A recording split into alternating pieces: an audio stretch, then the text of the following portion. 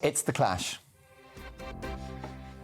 in which we tackle a major news story of the day from multiple points of view. This show, as you've just discovered, is all about opinions. As a devastating war plays out in Ukraine, the role of the media in reporting the truth has never been more important. But following a divisive national debate around Brexit, which some feel was covered by broadcasters in a partisan pro-Remain way, and following a perception by some that the reporting of the pandemic offered just one view, mainly the government's view, is the media still the trusted source of news it once was? Has public trust, has your trust in the media reached an all-time low? As ever, I want to hear what you think. You can email me, mark@gbnews.uk, or tweet @gbnews, and please vote in the poll. I'll publish the results at the end of this. But first, to debate the issue, I'm delighted to welcome a legendary broadcaster, in fact, two legendary broadcasters. Martin Bell, former BBC war correspondent and ex-independent MP in the House of Commons, and TV presenter. In fact, I think she's on air with GB News tomorrow. Bev Turner, whose on-air comments about COVID have seen her criticised in some quarters. Great to have both of you on the show. Bev Turner, has public trust in the media been diminished? Yes, I think enormously. For those of us who have questioned the narrative repeatedly over the last 2 years, it's very difficult for us now to not view everything with an extremely critical eye. And I've worked in the media as a writer and a presenter for over 20 years now. And I felt like I have seen behind the curtain in the last 2 years. A big day for me was when I attended one of the freedom rallies. It was the second freedom rally, and people had been to the first and said, you should come along. It's like-minded people who just want to ask questions. It was written off as an anti-vax event eventually, but it wasn't that. There was lots and lots of people discussing and wanting to stand there to feel like they had their tribe. I was walking along the streets of London with several 100,000 people, and there was nothing on the mainstream media. I got home, I watched the 6 o'clock news, nothing. 10 o'clock news, nothing. And at that point, I felt like things were seriously going wrong in this country for where our media was concerned. And I understand that the government bought up a lot of advertising space in the newspapers, particularly. They spent £300 million on advertising space in the newspapers. And I don't think it's unreasonable to suggest that that affected the editorial bias of a lot of the stories. And the fear-mongering was dependent on that one-sided version of events getting out and being fed into our homes every day. And nobody is more disappointed about that than I am. I have been a champion of the British media, as I say, for more than 20 years. And luckily, GB News has been a beacon of, I believe, impartiality in not spreading unnecessary fear for the vast majority of people. But has it been damaged for some of us? Yes, it has. For a lot of people, no. For those who bought into the one-sided fear dynamic, they don't know. They don't realise what's happened in the last couple of years. Those people still have faith in the mainstream press, and I find that a little sad, but it is as it is. Martin, I remember watching your powerful, informative and neutral, dispassionate war reports. You're a great journalist, a very brave man as well, along with your crew. Is the media as trusted now as it was then? Yes, I believe it is.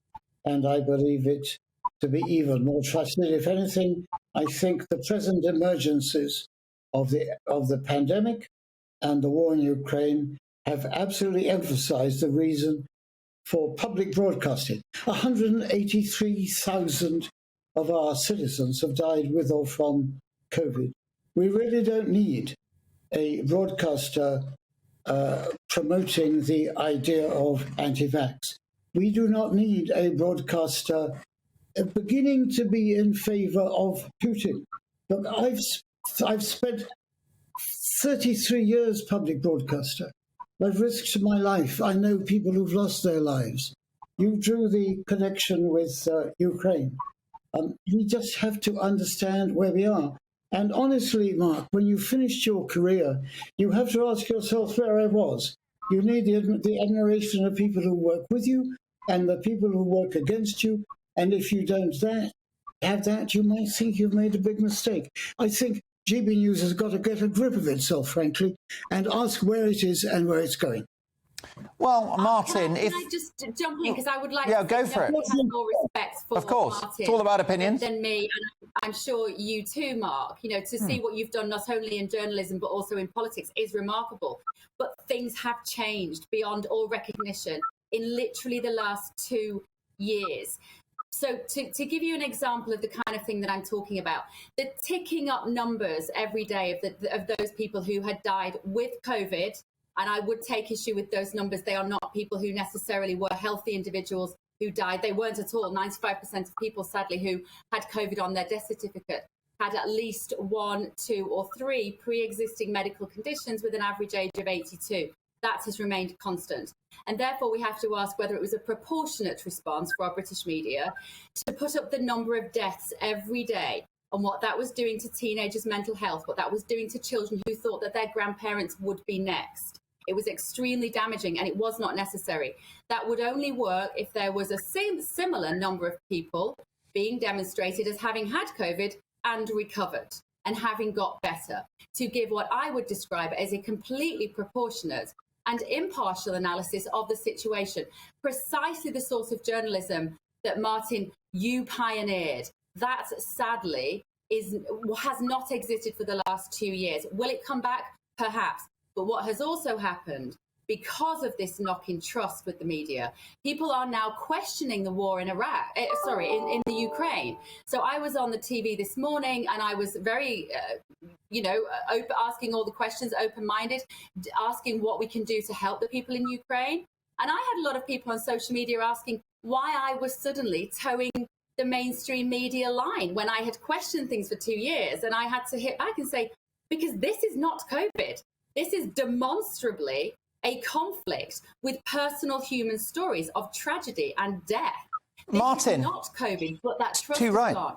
Too right. Martin, what does the expression GB News needs to get a grip mean? I believe that GB News and perhaps Talk Radio are the only broadcast platforms that have looked at the possible downside of lockdowns, that have listened to the scientists who signed the Great Barrington Declaration, who have argued that lockdowns have been the biggest public health disaster in a century, that we've borrowed £500 billion, that we closed schools for which there is no tangible evidence that stopped the spread of COVID. And you mentioned anti-vaxxers. Well, is it OK to discuss the impact of vaccines on people that perhaps don't need it? Should children be vaccinated? What about those that have had COVID and recovered? Natural immunity. I'm triple vaxxed, but I'm determined to ask questions about the vaccine. In what way is any of that a question of needing to get a grip?